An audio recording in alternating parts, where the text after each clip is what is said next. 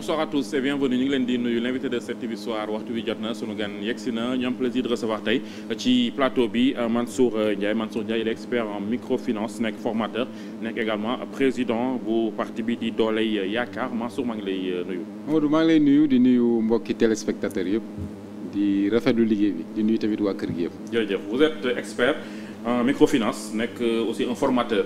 Donc la situation économique du pays ñàkkul ne umpu la parce que les entreprises ñu ngi ci ay jafe-jafe déjà constat bi pour yow yan cause nga jàpp ne xëy na moom moo nekk ci ginnaaw bi nga waxee peut-être que ne da ngay confirmer ces difficultés que ne mi ngi dal le monde des entreprises au Sénégal. waaw c'est vrai que boo nekkee ci champ wu entreprise yi di nga xam ni am na ay goulot d'étranglement bon ñoo ngi koy subir de façon peut-être que conjoncturelle. ñi nekk ñëpp dans le secteur privé en tout cas ñoo ngi koy xaw a subir depuis avènement wu régime bon xëy na causes yi ñaari cause à mon avis mooy benn ba nga xam ni c'est lié à la conjoncture.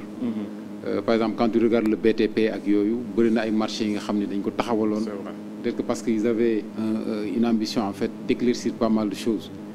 Même si on peut ne pas être d'accord sur ça mais lu dal la aujourd'hui ci kaw entreprise.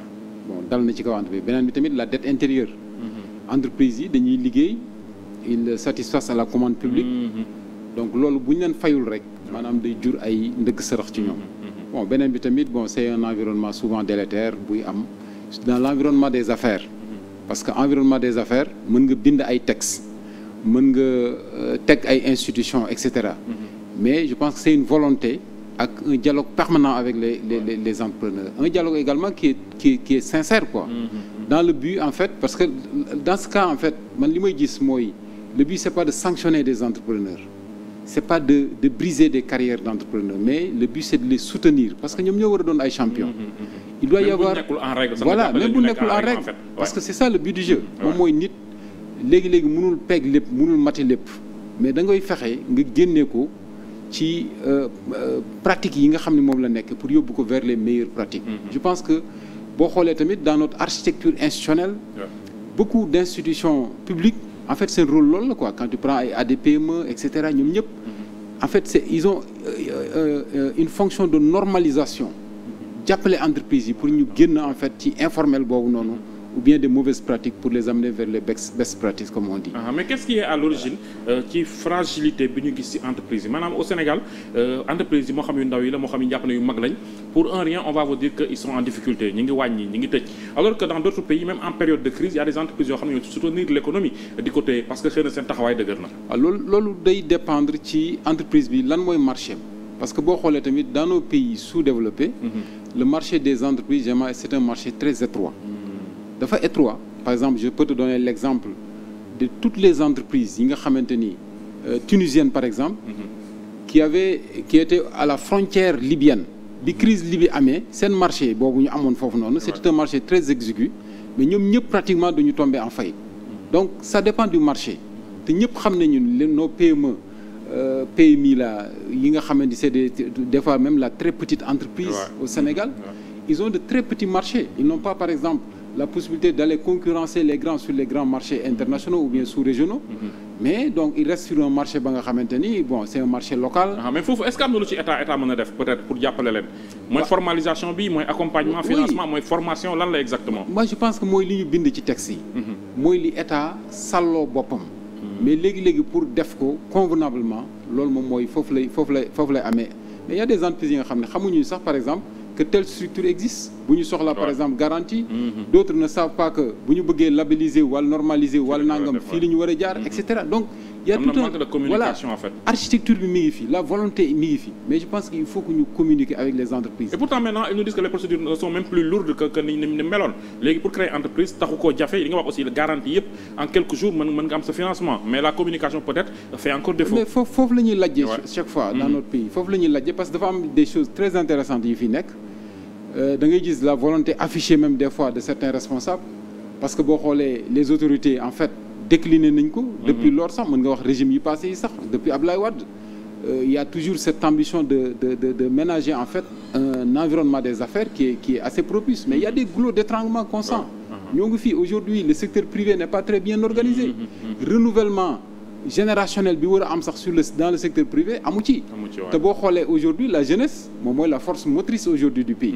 ñoom ñooy entreprendre parce que boo génnee ci mbedd mi ñoom ngay gis. partout ñoom ñooy dem sur les Jakarta c'est la force entreprenante du Sénégal. donc les idées sont là. voilà les idées yaa ngi fi. mais je pense que y a beaucoup de formalisme am na yoo nga xam ne dañ ko war a formaliser pour mën a liggéey toute cette force aujourd'hui entreprenante. vers vraiment des lendemains meilleurs et stables. bu ñu sukkandikoo ci sa expérience mais également ci sa xam-xam sa pratique du domaine ndax gouvernement bi jàpp nga ne am na une vision économique claire et réaliste par rapport ak ñoom li ñuy defagum bi depuis qu'ils sont yàggul trop mais fi ñu jëm est-ce que jàpp nga ne mën na dal xel. waaw bu ma jàppee en fait ci li autorités yi di wax. décliner ko mooy les documents officiels par exemple nga lire. Sénégal horizon 2050. nga exploité ko nga jël tamit le discours de politique générale du premier ministre. nga jël également tous les discours déclaration d'intention yi ak yooyu yëpp. da ngay jàpp ni en fait am na lu ñu bëgg a def avec le secteur privé. mais des fois ci façon bi ñu koy defee xëy na foofu le ressort yi nga xamante ni moo war daje yëpp. fa la dajeegul parce que waxoon nañ fi rationalisation. par exemple pour xool financement wu entreprise yi lan moo koy toppatoo. mais aujourd'hui ñëpp xam nañ ni PME yi.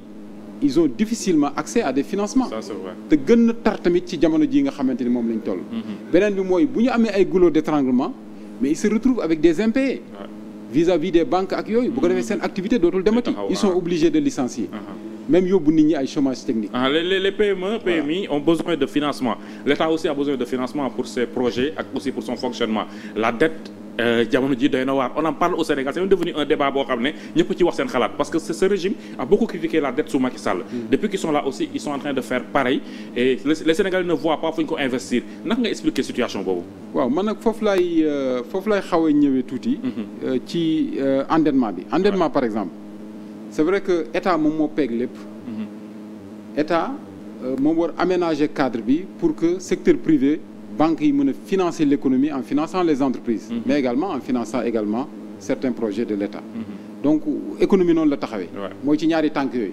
léegi nag c'est vrai que endettement bi y a tout un débat autour de l'endettement. mais man dama leen di jox benn circonstance atténuante.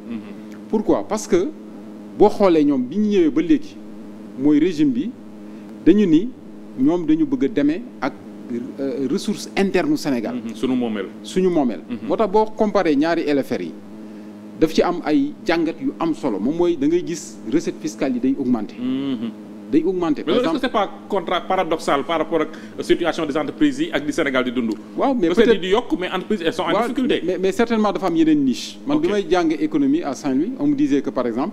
Le Sénégal est un pays sous-taxé, malgré qu'à l'époque également, on avait un taux de pression fiscale entre 18% ak 20%, mooy taux CEDEAO. Mais on disait en fait que le Sénégal est toujours sous-taxé. Parce que boo xoolee TVA bi c'est l'impôt invisible. Mais il y a d'autres niches yi nga xamante ni ba léegi nos États ne l'ont pas exploité. Contrairement par exemple au Maroc, où le patrimoine bâti, avec un système de digitalisation, de numérisation, mais chaque fois nit ki da ngay jot sa facture loo war a fay nga dem nga fay ko à temps. Donc tu le reçois instantanément. ci lañ bëgg a dem ah. donc ci lañ bëgg a dem voilà dina éviter corruption dina wàññi lenteur yi. voilà lu bëri dana ko solutionner. booy fàttali ko également même dans les villages. borom kër gu nekk am na lu mu daan fay impôt ñoo ngi ko daan fayee ci bopp ba nga xamante ñaata bopp ñoo nekk ci kër gi. donc loolu tamit je pense que bon c'est une bonne stratégie.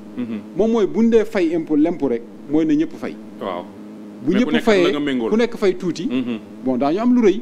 te loolu da nga koy gis en fait ci seen ay ambition da nga koy gis également sur le rapport. Le rapport d'exécution da ngay gis ne par exemple recette fiscale yi augmenté na. bon beneen bi maintenant mooy la dette est transgénérationnelle. mais buñ la waxee ni la dettu barrage de Diama waa Waalo yi ñoo ngi may dégg. boru barrage de Diama ba léegi ñoo ngi koy fay mi ngi nekk dans l'encours de la dette. C'était depuis quand? te xoolal depuis Senghor la woon. temps yi ñuy woy naan Senghor mi ngi ànd ak ñaari nawleem pour liggéey Maka Jama. mooy les deux présidents là. boobu temps ñu ne xale lañu. way boobu ñoo ngi ko daan dégg. mais bor boobu ba léegi tey mi ngi ci encours bi donc état bu ñëw régime bu ñëw en fait. tu fais face à un service de la dette ba nga xamante ni mi ngi fi.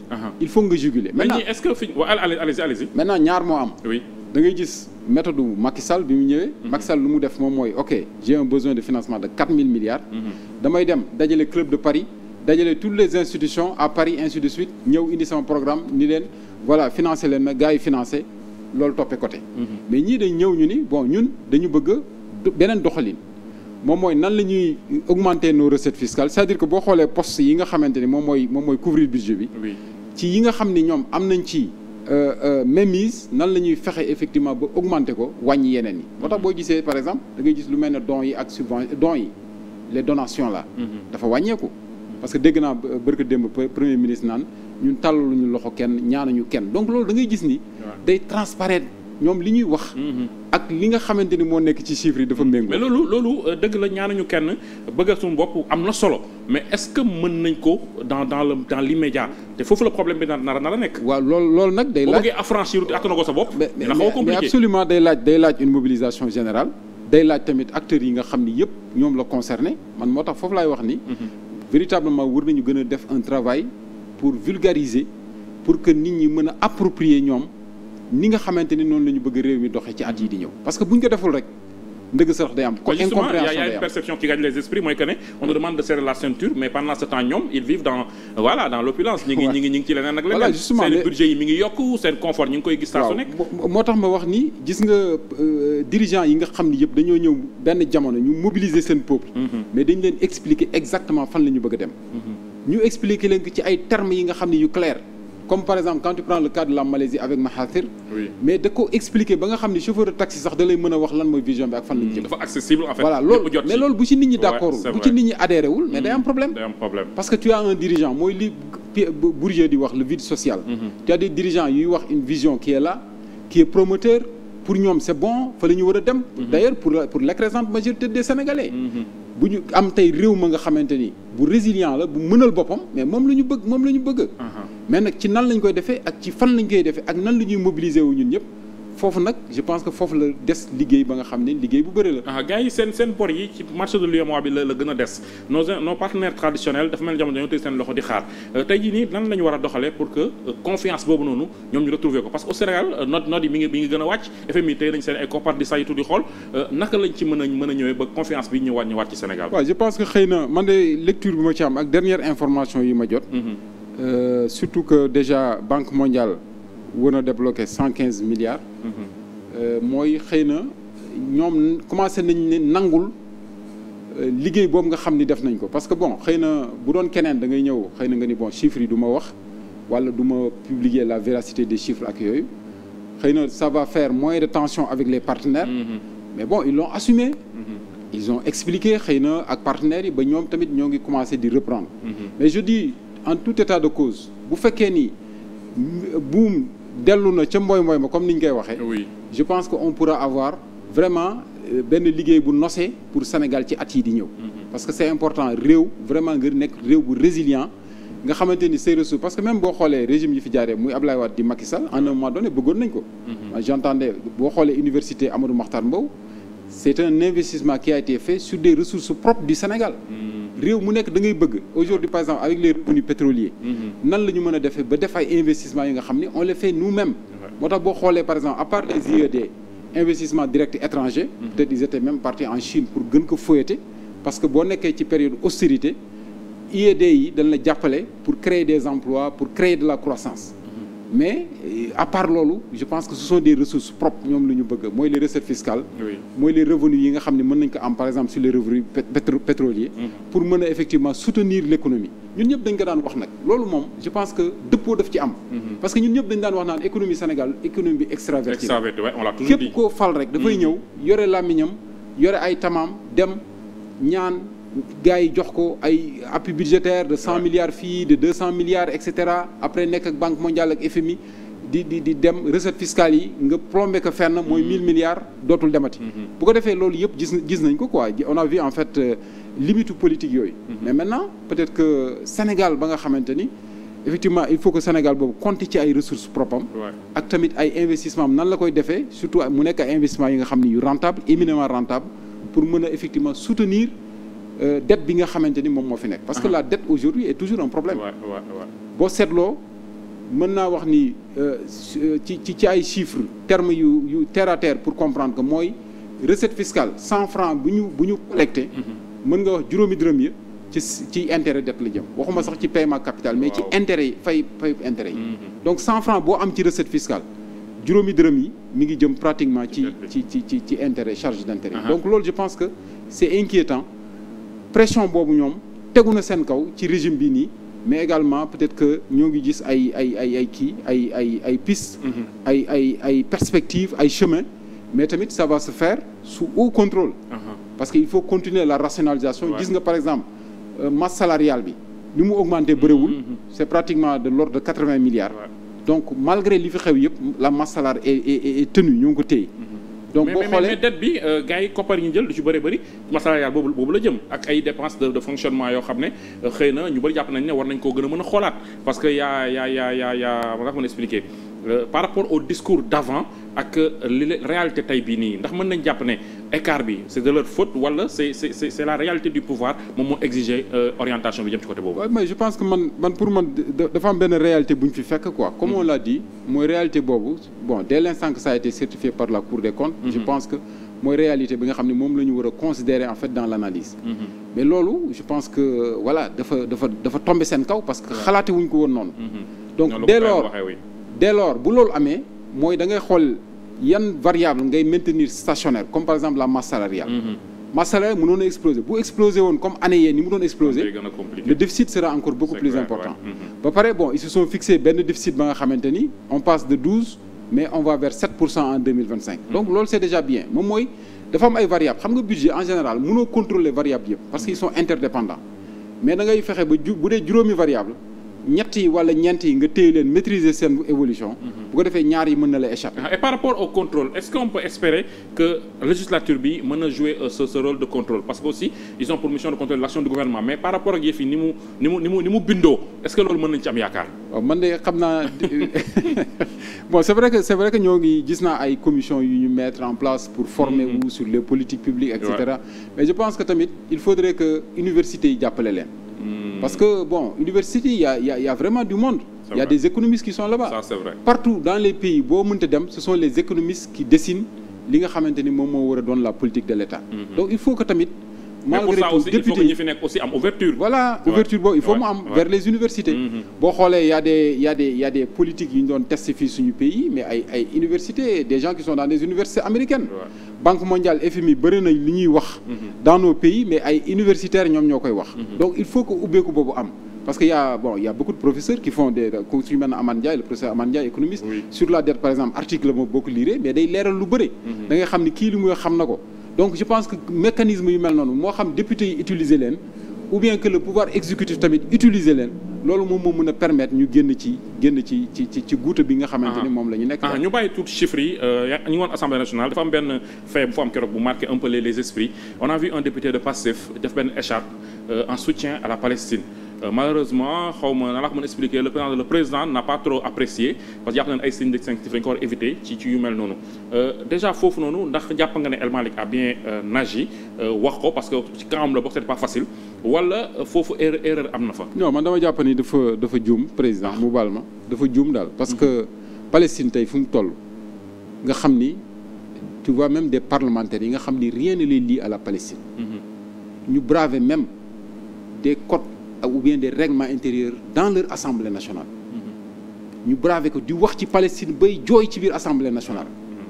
mais nit ko takk écharpe ak ñun Sénégal.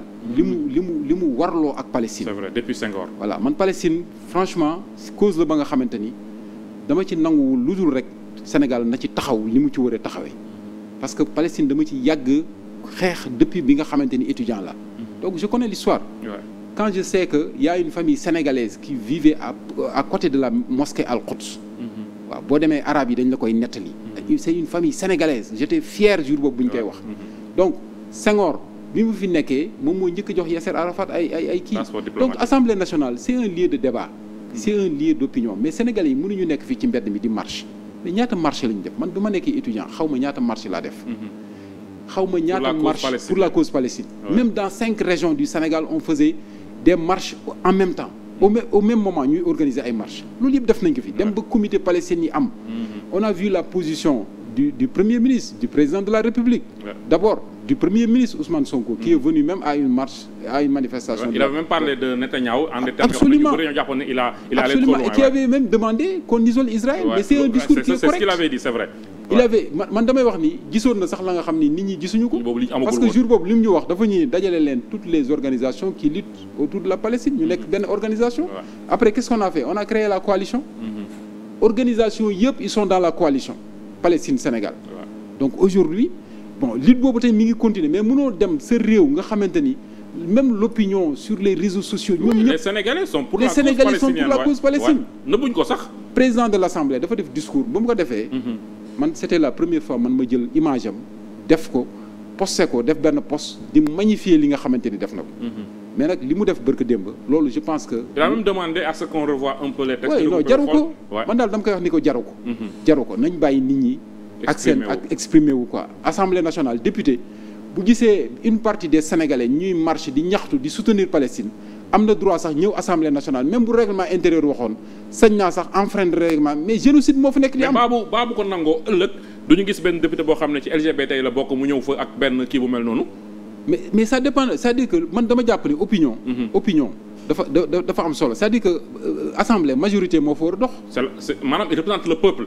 il représente le sénégalais et pour cette cause donc jaadu na nit. mais absolument je suis d'accord il représente le peuple. c'est-à-dire que peuple bi li nga xam ne moom moo leen yitteel. ci jamono ci benn moment. surtout bu dee affaire sacralité vie. Palestine dafa nekk un cas spécial.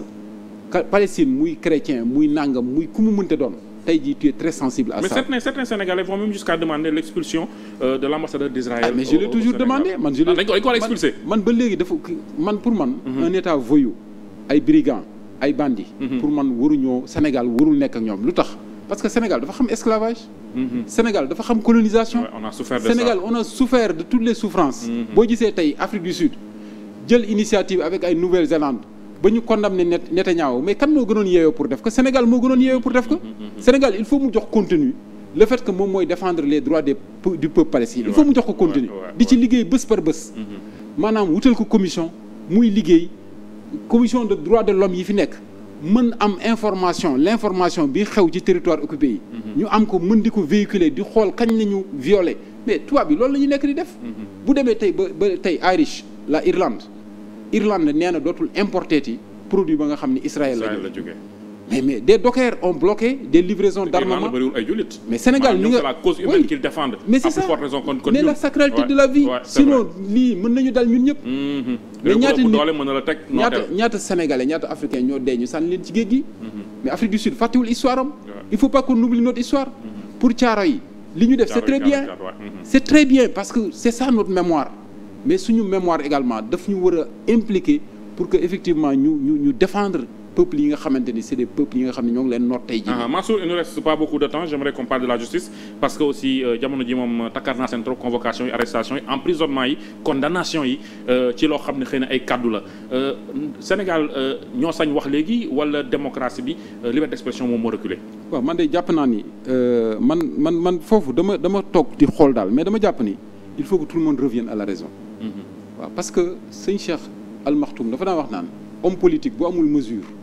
baaxul donc ñi nga xam ni ñëpp ñooy wax ci espace public bi il faut que seen làmmiñ maanaam ñu wutal ko frein daal am fa nga xam ni du fa àgg nit dana am la nga xam ne da nga koy xam mais doo ko wax parce que boo ko waxee amul njariñ du defar voilà wax dafa am na daal nu ñu koy càmbaree loolu je pense que émission bi xëy na mais li ma bëgg a junj ñu bëri xam nañ ko moo côté journaliste yi am na fa nga xam ne waruñu fa àgg muy côté pouvoir bi tamit am na la nga xam ne tamit waruñu ko doxale ak nit ñi parce que nit ñi tamit il faut ñu bàyyi leen ñuy wax c'est vrai il faut ñu mais bàyyi le problème des Sénégalais mooy actuellement ci seen gis-gis mooy Pastef l'a essayé et a réussi à accéder au pouvoir donc tey jii nii dañ leen di rendre l'appareil est-ce que loolu mooy problème bi comme parce que koo wax danaan la lu ñu fi wax lu Ousmane Sonko waxul jaru ko man dama jàpp ni société bi day sanctionner la notre pensée notre mémoire collective day sanctionner nit tey boo invité woon Mansour Ndiaye mu ñëw taxaw toog sa plateau bi di saaga rek ñëpp a koy jéppi fu mu génne dañ naan waa ji mooy saaga am na yoo xam ne duñ ko sax déglu c'est vrai loolu c'est une sanction amaana bi wax am na solo mais saaga yi voilà bu